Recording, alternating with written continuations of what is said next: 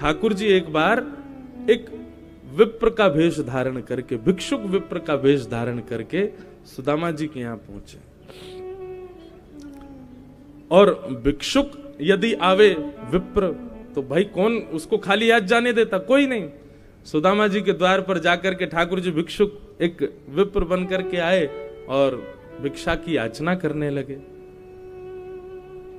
सुदामा जी की पत्नी द्वार पर आई, आकर के बोली, महाराज जी क्षमा करें, हमारे घर में सोवर लगे हैं, मैंने पुत्र को जन्म दिया है, इसलिए हमारे घर में सोवर हैं, मैं आपको कुछ नहीं दे पाऊंगी। ठाकुर जी ने पूछा, तो ठीक है, सोवर तो पूरे हो जाएंगे इतने दिन बाद, तब हम आएंगे दोबारा नगरी में, तब आपको। बोले नहीं, मेरे यहां का सोवर अनंत काल का है, वो कभी खत्म नहीं होने वाला। भिक्षुक रूप में ठाकुर जी बोले, ऐसा कैसा सोवर है जो जीवन पर्यंत रहने वाला है? तो सुदामा जी की पत्नी कहती हैं कि हमने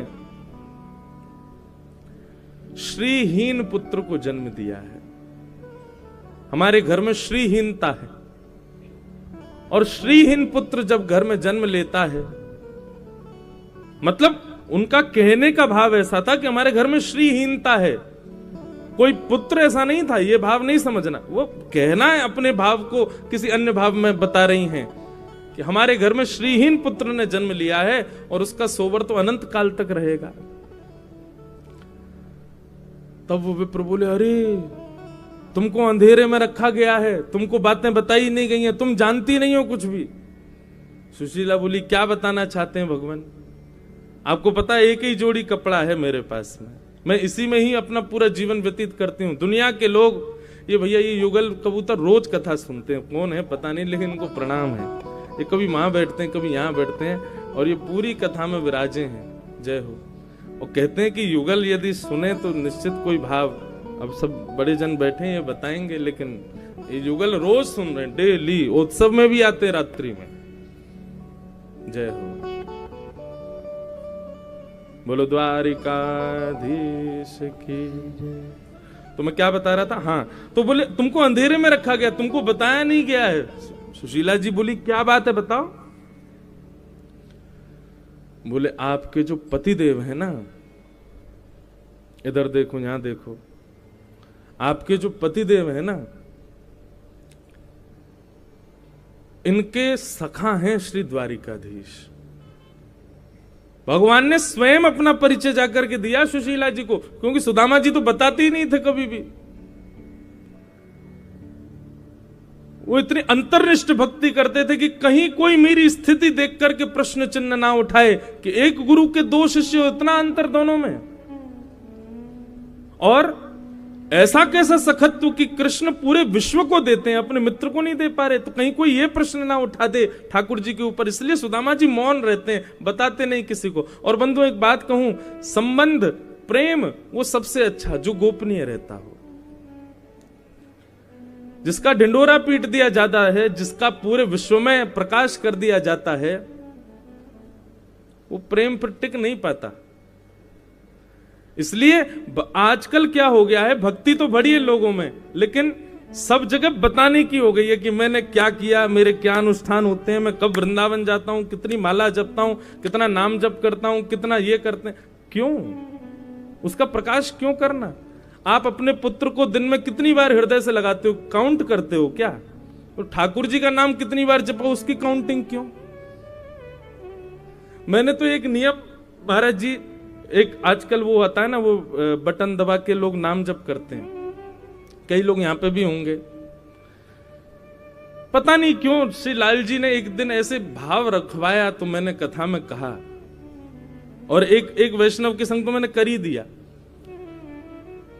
वो जप रहे थे, और जब मैं बात कर रहा था उनसे तो उनका मुंह चल रहा था, नाम जप कर रहे थे और जब चल रहा था, तो मैंने कोई बात कही तो वो मुझसे बोले, मतलब अपनी पूर्णता कर रहे थे नाम की, और मैं बैठा रहा, थोड़ी देर फिर पूर्ण हुआ, तब फिर जी महाराज जी, वो मेरा क्या है ना महाराज जी, नियम है रोज का कि मैं 6000 नाम रोज जपता हूँ, 5000 नाम। मैंने कि सीधे बोलना, तुझको बताना था मुझे कितना नाम करता हूं मैं। मैंने कहा एक काम करेंगे आप यदि हमारी बात मान के? बोले बताएं महाराज जी। मैंने कहा ये जो काउंटर तुमने लगाया है ना, इसको तो रखो, पर इस पर ऊपर टेप लगा दो, ये अंक दिखने नहीं चाहिए। मैंने कहा ठाकुर जी का कितना नाम जपा, ये क्यों गिनना हमको?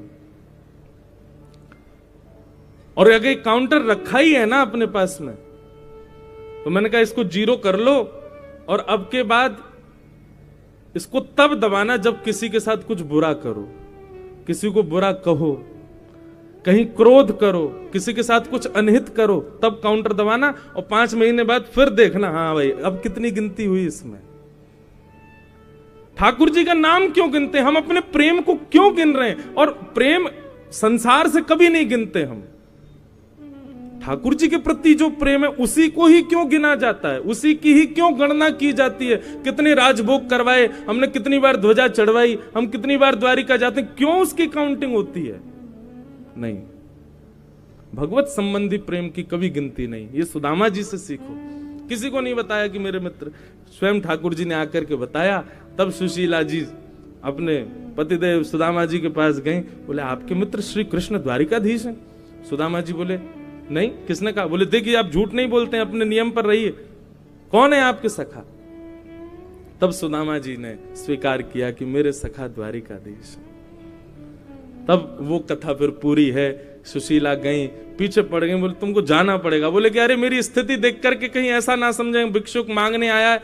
बोले ठीक है दे देंगे तो स्वीकार कर लेना, लेकिन आप जाओ, आपको जाना पड़ेगा। तब श्री सुदामा जी महाराज द्वारिका पधारे। ठाकुर जी से कोई याचना नहीं की, पर ठाकुर जी ने सब कुछ दे दिया, तुच्छ कुछ और सब कुछ। ठाकुर जी से कुछ मांगोगे तो तुच्छ ही मिलेगा, ठाकुर जी की कुछ सेवा करोगे तो सब तो कुछ मिलेगा। लेकिन ठाकुर जी के आगे दोनों भुजा के कहो, उठा के कहो, हम आपके हैं नाथ और आप हमारे हो, जैसे राखो तैसे रहूं, तो ठाकुर जी सब कुछ दे देंगे, खुद को ही दे देंगे। सुदामा जी ने कोई याचना नहीं की, पर ठाकुर जी ने स्वयं को दे दिया। सुदामा जी के 3 भाव और हैं, उनको मैं कहूंगा, पर मेरी भावना महाराज जी की फ्लाइट भी है, आपको प्रस्थान करना है।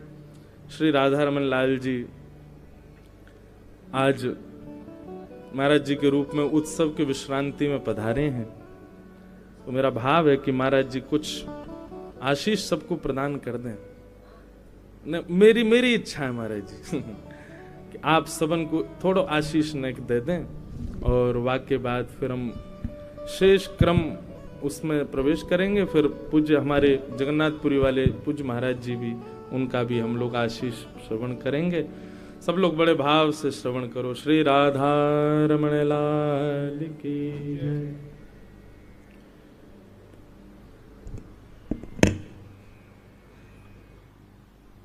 हा नाथ रमण प्रेष्ठ क्वासि क्वासि महाभुज दास्यास्ते कृपणायामे सखे दर्शय सन्निधिम्। हरे कृष्णा कृष्णा कृष्णा हरे हरे, हरे राम राम राम हरे हरे। श्री राधा रमण लाल की जय। श्री गिरधर लाल गोपाल की जय। श्री द्वारिकाधीश की जय।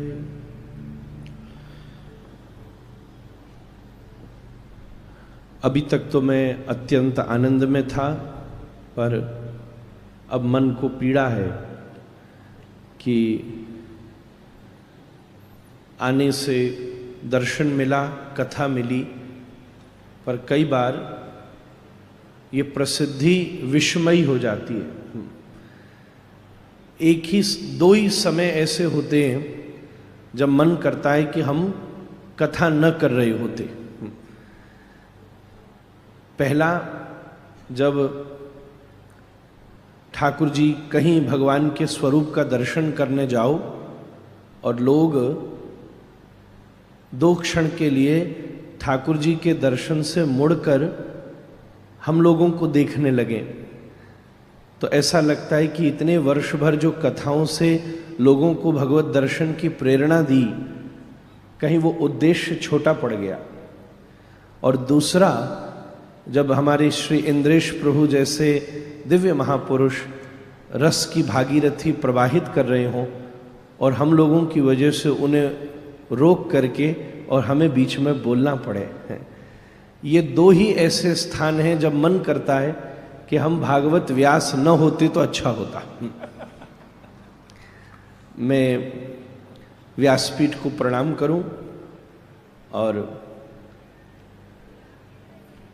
मेरे पास में विराजमान श्री वृंदावन की शोभा साक्षात श्री कृष्ण स्वरूप ही, इसमें कोई संदेह नहीं है। जिनको सबके हृदय में तो भगवान है ही हैं, पर जो स्वयं भी कृष्ण स्वरूप है, परमादरणीय व्रज की शोभा,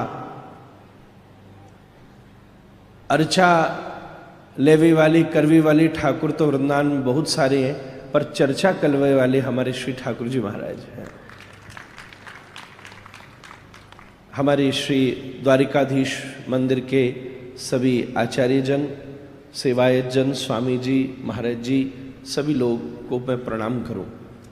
समय का अभाव आपसे ज़्यादा, क्योंकि लेवे आया हूं तो पहले भी पहुंचना है, इसलिए मैं विचार करते रहो कि क्या ले जाऊं, इसलिए राधारमन जी का पटका ले जाता हूं, इस बार नहीं लाया, और शॉल लेकर आया, क्योंकि आप गर्मी ते सर्दी में आ रहे हो, पाथे की व्यवस्था करना जिम्मेदारी होती है जो बुलावे आए।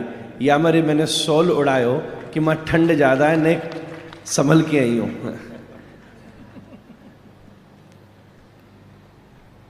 द्वारिकाधीश के दर्शन का और आपको श्रवण का लाभ आपकी कृपा से मिला, उसके लिए मैं और यहाँ बैठे अनेक श्रोता श्री गिरधर लाल के, पूज्यपाद श्री ठाकुर जी महाराज के और श्री इंदेश प्रभु के जीवन पर्यंत ऋणी है कि आपकी इस योजना से हम सब सामान्य लोगों को श्रवण भी मिल गया और भगवत दर्शन का भी लाभ प्राप्त हो गया।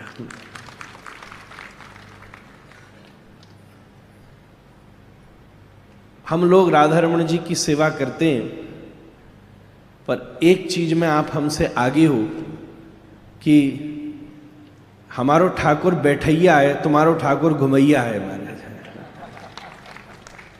हमारा लालत तो बैठैया है, वो तो नेक बस बाहर ते भीतर ही करे, कहू कहू वो भी गर्मी माऊ थोड़े देना, नहीं तो भीतर ही बैठो रहे कुंज माऊ, कहू ने घुसे भी ना देवे और बाहर भी ना निकलन देवे।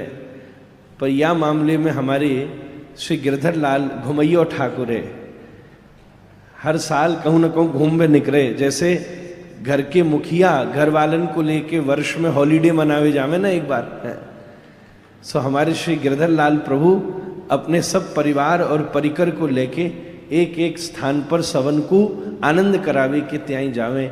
ऐसे श्री गिरधर लाल प्रभु के चरणों में कोटि कोटि प्रणाम है महाराज। आप ऐसी प्रार्थना करो हमें भी घुमौआ ठाकुर मिले कबू तो आनंद होवे महाराज। दूसरी चीज, एक हृदय में मेरी बात बहुत मुझे उल्लसित करती है, आनंदित करती है कि क्योंकि मैंने उसका स्पंदन जीवन में अनुभव किया है और उस पर आपके सौभाग्य के लिए पूरी ब्रह्मांड को लुटाया जा सकता है और मैं उसकी अनुभूति कर रहा हूं, बचपन से करता आया हूं। ऐसा सौभाग्य सबको नहीं मिलता कि पुत्र सामने बैठकर कथा कह रहा हो और पिता उसके सामने बैठकर उसको आशीर्वाद दे रहा हो।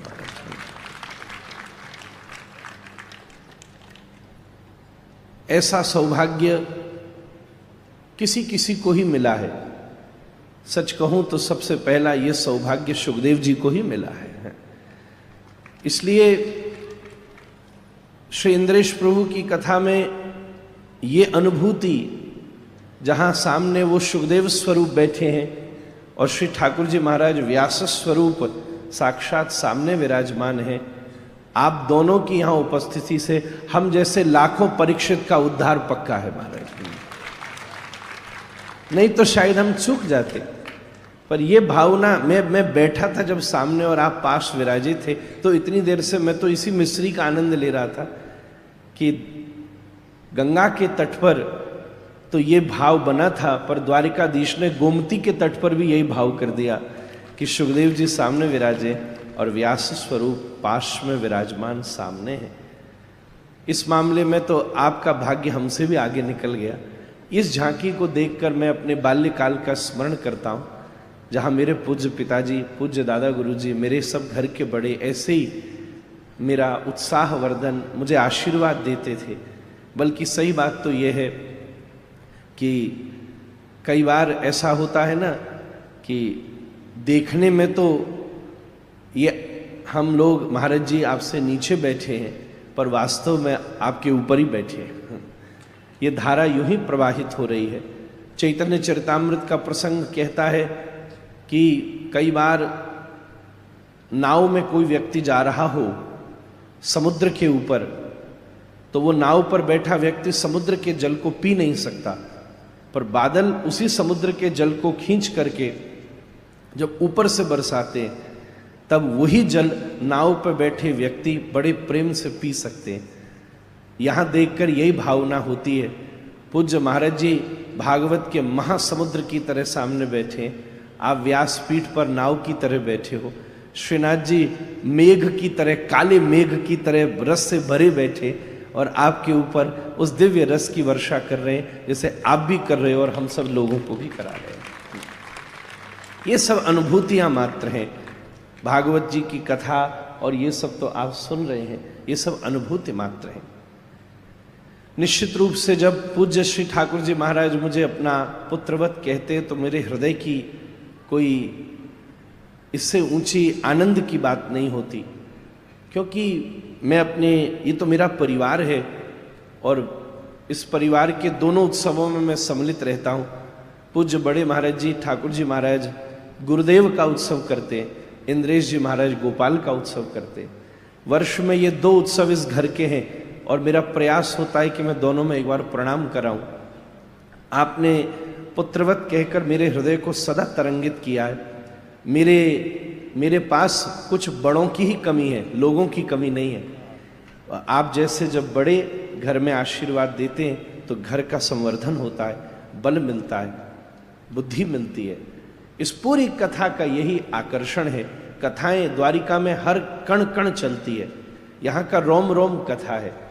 यहाँ कथा होती है, ये अलग बात है, यहीं की कथा है जो सब ब्रह्मांड में हो रही है। पर आप दोनों का प्रत्यक्ष पूज्य माँ सामने बैठी हैं, ये सौभाग्य तो मुझे मिलता रहता है, पर पूज्य श्री ठाकुर जी महाराज सामने बैठे हैं, ये हम सब के जीवन का परम सौभाग्य है। आपका ये परम सौभाग्य है। इससे बड़ा और क्या किया जा सकता। कोई पुत्र किसी बड़े भारी साधन से बहुत बड़ी व्यवस्था लेकर के आवे और उस व्यवस्था से अपने पिता की सेवा करे, यही उसके पुत्र धर्म का पूर्ण निर्वाह है। जिस कथा की प्राप्ति आपको पूज्य ठाकुर जी महाराज से हुई है और आप यहाँ बैठकर उसी कथा से उनके चित्त का अभिसिंचन कर रहे हैं, इससे बड़ा सौभाग्य एक पुत्र के जीवन में दूसरा नहीं हो सकता। ऐसे सौभाग्य के लिए मैं आप दोनों के पावन शरणों में बारंबार प्रणाम करूं। ये द्वारिका अति श्रेष्ठ है। यहाँ प्रवेश मात्र करना, यहाँ प्रवेश करते ही व्यक्ति मुक्त हो जावे। सही बात तो यह है, जहां से द्वार मिल जाए वही द्वारिका है। व्यक्ति कहीं से निकल नहीं सकता जब तक उसे द्वार नहीं मिलता। हमें पता नहीं चला कि हम किस प्रकार इस संसार में प्रवेश कर गए और अनंत काल से पुनरपि जननम पुनरपि मरणम की क्रिया में सतत घूम रहे हैं, क्योंकि बहुत बार ढूंढने के बाद भी दरवाजा नहीं मिल रहा, द्वार नहीं मिल रहा। अगर द्वार मिल गया होता तो बहुत आसानी होती। कई बार ऐसे स्थान होते हैं ना, वहां आप चले जाओ और निकासी का दरवाजा नहीं मिले तो बड़ी मुश्किल हो जाती है। एग्जिट डोर कौन सा? अभी मैं यहां आ रहा था जब हवाई जहाज से अहमदाबाद उतरा प्रभु जी, ऐसा हवाई जहाजों में कई बार होता है, मैंने ऐसा अनुभव किया। महाराज जी एरोप्लेन में बैठिए तो आगे भी दरवाजा है, पीछे भी दरवाजा है, बीच में भी दरवाजे हैं। दरवाजे तो बहुत सारे हैं, अब सुसरा पता नहीं चलता कि खुलेगा कौन सा।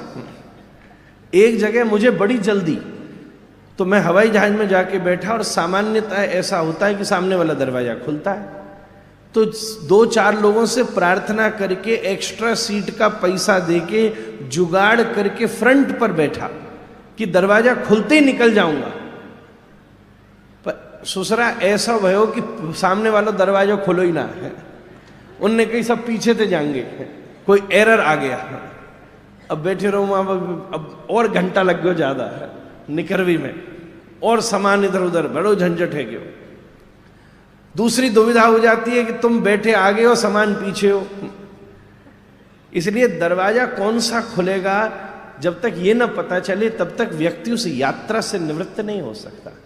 ये संपूर्ण जीवन की यात्रा का प्रवाह चले जा रहा है, अनंत जन्म जन्मांतरों से प्रवाहित हो रहा है।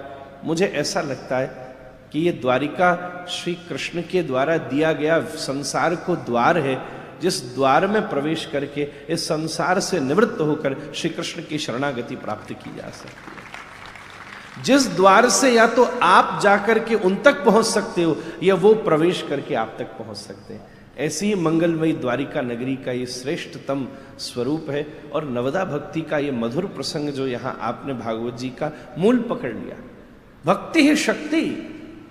महाराज जी जानते हैं भागवत जी के विनियोग में ही लिखा है, इस संपूर्ण भागवत की शक्ति ही भक्ति है। और वो भक्ति का विशुद्ध स्वरूप नवदा भक्ति के रूप में यहाँ विराजमान है। पर भक्ति के भी 2 प्रबंध हैं। भक्ति रसामृत सिंधु में आचार्य चरण वर्णन करते हैं। एक प्रबंध है वैदी भक्ति और दूसरा प्रबंध पूज्य महाराज जी कल सांध की बेला में शब्द का प्रयोग कर रहे थे, और वह है विशुद्ध रागात्मिका रागानुगा भक्ति। वैदी भक्ति श्रवणम कीर्तनम से लेकर के अंत तक पहुंचती है, आत्मनिवेदन तक। पर जो रागानुगा भक्ति है उसका प्रारंभ तो आत्मनिवेदन से ही प्रारंभ होता है और परम प्रीति तक पहुंच जाता है, परम प्रेम तक पहुंचता है। आदौ श्रद्धा तत साधु संगोत भजन क्रिया ततो अनर्थ निवृत्ति, करते करते रुचि आसक्ति और फिर बाद में प्रेमाभ्युदंजति, प्रादुर्भावे भवेत क्रमः। इस प्रकार प्रेम की प्राप्ति होती है। अभी हम जब दर्शन कर रहे थे, पूज्य सब सेवायत जन मेरे साथ थे, जब तक श्रृंगार हो रहा था तो सामने खड़े होकर द्वारिकाधीश की महिमा गा रहे थे। मुझे तो ऐसा लग रहा था जैसे अभी आप कथा में बोले कि शायद मुझे देखकर द्वारिकाधीश इतने खुश हो गए कि वो खुद उतर के आके कथा सुना रही थे सामने से। उनके भाव, जैसे जगन्नाथ को फोन आवे तो लगे जगन्नाथ जी फोन कर रहे हैं, तो ऐसे ही लग रहा था कि सेवायत सामने मुंह को देख के कथा सुना रहे, तू का सुनावे वो लाला, मैं सुनाऊं तो है। और उसी समय भावना बनी कि यहां ठाकुर जी चतुर्भुज हैं, क्योंकि तमद्भुतम बालकमम भुजक्षणम अभी आप श्लोक कह रहे थे। तो वहां चर्चा में श्री रूप गोस्वामी पाद का एक भाव प्रकट हुआ। महाराज जी समय तो मैं ज्यादा ले रही हूं, बस अब 1 मिनट में मेरो ही हवाई जहाज निकल जाएगा। तो वहां पर रूप गोस्वामी पाद को भाव आयो कि श्री रूप गोस्वामी पाद जब महाप्रभु जी से मिलने गए उस समय आपको स्वप्न आया है और आपने वहां से लौटकर 2 ग्रंथ लिखे, एक ललित माधव और एक विदग्ध माधव। एक ग्रंथ है जिसमें श्री वृंदावन के श्री कृष्ण की रसानुभूति का प्राकट्य है और दूसरी में द्वारिका लीला में कैसे वृंदावन की संपुटियां हैं उसका वर्णन है। वहां संकेत करके आचार्य चरण वर्णन करते हैं कि द्वारिकाधीश चतुर्भुज क्यों हैं। 2 भुज कृष्ण के हैं पर 2 भुज श्री राधा रानी के हैं। ये ऊपर वाले जो 2 हाथ हैं, क्योंकि प्रिया जी गोपनशीला हैं, ठाकुर जी ने हृदय में विराजमान कर रखा है, इसलिए जो ऊपर वाले 2 हाथ हैं ये साक्षात श्री प्रिया जी के ही हैं। ये चतुर्भुज रूप में श्री राधा श्याम युगल स्वरूप वहीं पर विराजमान है। यही भावना तद्वत प्रतीत होती है, क्योंकि द्वारिका में बैठे श्री कृष्ण सतत प्रिया जी की स्मृति करते हैं, स्मरण करते हैं। रूप गोस्वामी पाद वहां एक बड़ी सुंदर द्वारिका लीला का वर्णन करते हैं। एक बार नारद जी महाराज पधारे और प्रसंग आया, सत्यभामा जी से बोले, क्योंकि वो सत्यभामा जी का भाव अलग होता है, इतनी सारी पत्नियां हैं। तो नारद जी बोले आप चाहते हो कि श्री कृष्ण सदा आपके ही हो जाए? बोले ऐसा हो सकता है? बोले हाँ जरूर हो सकता है, सदा आपके ही हो जाए। तो बोले क्या करो? बोले एक काम करो, उनको आप मुझे दान कर दो। अच्छा ऐसा? ठीक है। सत्यभामा जी ने हाथ में लिया जल, विष्णु विष्णु विष्णु कह के, और नारद जी तो निपुण है ही है, महाराज जी पूरा संकल्प करा के हिमाद्री करा दिया और करा के कहा कि मैं श्री कृष्ण को नारद जी आपको प्रदान करती हूं। छोड़ दिया संकल्प। नारद जी बड़े प्रसन्न, चलो इतने दुनिया में डोरे, एक तो चेलो मिलो कम से कम बढ़िया। ठाकुर जी ठाड़े, बोले लो ठाकुर पकड़ो मेरी वीणा, संग संग चलो। नारद जी ले जाने लगे श्याम सुंदर को। तो सत्यभामा जी बोली कहां ले जा रहे हो प्रभु? रुको रुको। बोले आपने उपाय कहा था कि संकल्प करने के बाद में इनके बराबर की वस्तु मुझे दे देना, तो ठाकुर जी को मैं वापस लौटा दूंगा। तो लो तराजू लगाओ, फटाफट तराजू लगाओ, अभी मैं इनके बराबर की वस्तु देती हूं। ठाकुर जी को तराजू के एक तरफ बिठाया और दूसरी तरफ सत्यभामा जी घर की सबरी सामग्री ले आई, सब धर दी, तराजू हिला नहीं। सत्यभामा जी घबराई। थोड़ी देर में आसपास और जो महर्षियां थी उनसे भी कहा, वो भी सब सामान ले आई, सब धर दिया, तो भी तराजू हिला नहीं। अब सत्यभामा जी घबराने लगी। नारद जी बोले मेरा स्वभाव है, मैं तो एक स्थान पर ज्यादा ठहरता नहीं हूं, इसलिए चलो चलो मुझे जाना है सत्यभामा जी। और द्वारिकाधीश आप भी चलो, आपकी पत्नी ने ही दान कर दिया जब, तो क्या बच्चों अब पत्नी कौए दान कर दी तो कहां डोरे को वो फिर महाराज। ये बात गृहस्थी जाने महाराज, आप क्या को मोड़ो हिलाए रहे। तो हमारा अभी वैसे आप तो परे पहुंच गए, इंद्रेश जी को प्रवेश ही ना है भयो। या हमारे अभी आप दोनों यार चीजें कम पकड़ेंगे, हम बैठे हैं यहाँ बैठे हैं, महाराज जी बैठे, ये सब हम लोगों के अनुभव की बातें। अब क्या करें महाराज, हमें आप पे डराए ना रहे हो, चिंता मत करो ऐसा कि डर गई महाराज ऐसा हो जाएगा। हालांकि बहुत सारी दुनिया बाट लगाई बैठी है कि जे तो बैठे हैं, इनके बगल में कौन बैठने वाली आ गई। तो हम तो ठाकुर जी से प्रार्थना करें ये भी जल्दी चतुर्भुज हो में महाराज। द्वारिकाधीश चतुर्भुज की कथा है गई, अब ये भी इसलिए शायद आए हैं यहाँ। हाँ, क्योंकि बिहार को क्षेत्र है तो ब्रज द्वारिका मिलन महोत्सव महाराज। ठाकुर जी चतुर्भुज करें ने मैया, कोई ढूंढ के ला बढ़िया सी महाराज बैठी भाई। सो मैं पूरी बात कर दूं। वही समय सत्यभामा जी घबराने लगी। रुक्मणी जी सो बोली तू तो कछु लेके आ, ये पड़ला भी ना हिलो, तू तो कछु ला। सब रुक्मणी जी पधार के बोली ये सब सामान हटाओ, तराजू थे सब हटाओ, और अपने आंगन को तुलसी को दल लेकर के आई। सोने की बढ़िया सुंदर सलाई लीनी और अष्टगंध में डुबो करके वह सलाई से वह तुलसी दल के ऊपर लिखो श्री राधे, और लिख के जैसे ही तराजू पे धरो ओ पड़ला गयो नीचे और ठाकुर जी गए ऊपर। ऐसे श्री प्रिया जी के नाम की महिमा द्वारिका की लीला में श्री कृष्ण को सदा तरंगित करती है, सदा प्रसन्न करती है। ऐसे जब आप महाराज जी हम सब लोग ब्रजवासी जब आते हैं तो ठाकुर जी प्रसन्न हो जावे कि हमारे जननी जन्मभूमिश्च स्वर्गादपि गरीयसी, हमारी जन्मभूमि को कोई आयो है। ठाकुर जी परम प्रसन्न हो में, तरंगित हो में। चारों स्थान आपने चुने, मैं तो कहूँ ठाकुर जी कृपा करें चारों ही स्थानन पे उत्सव होवे, चाहे वर्ष बदलतो रहे, जो गोवर्धन नाथ जी की कृपा हो। मेरा परम सौभाग्य है कि यहाँ उपस्थित रहकर आपको प्रणाम करने को अवसर बने हुए। आगे सो मेरी प्रार्थना है कि मैं आगे सो जब भी आऊँ कथा से पहले पहुँच जाऊँ तो आप बोलवे की आज्ञा करियो तो ही मैं आ सकूँ दोबारा, या के बाद में जब कभी मैं दोबारा उत्सव में पहुँचूँ तो ऐसो जुलम मोते मत कराइयो महाराज। बीच में बैठो हूँ, आपकी अब व्यासपीठ की आज्ञा है तो माननी पड़ेगी, या हमारे मैं प्रार्थना करके निवेदन अपनो वाणी विश्राम कर रहे हूँ कि आके अगले बरस अगर मेरो आवो बनेगो ही बनेगो, गोवर्धन नाथ जी कृपा करेंगे तो बामे अगर मैं कथा से पूर्व आ जाऊँ तो आप आज्ञा करियो, और अगर बाद तक बैठो रहूँ तो आज्ञा करियो। ये बीच वाला जुलम मोते मत करियो महाराज, नहीं तो ऐसी पीड़ा हुए कि हम खाक कथई चौ करते। इतने महापुरुष आए, आप भी पधारे, पर ये एकमात्र बदनामी है व्यासपीठ पर बैठने की कि हमारे आवे से आपकी धारा में अवरोध भयो। ऐसो जुलम कौवे नहीं करना चाहिए कभी। ऐसी भावना सो आपके पावन चरणों में, उपस्थित संतवृंदों के चरणों में, हमारे वृंदावन की प्रत्यक्ष सचल ठाकुर जी महाराज के चरणों में प्रणाम पूर्वक, माँ के चरणों में प्रणाम पूर्वक अपनी वाणी की पुष्पांजलि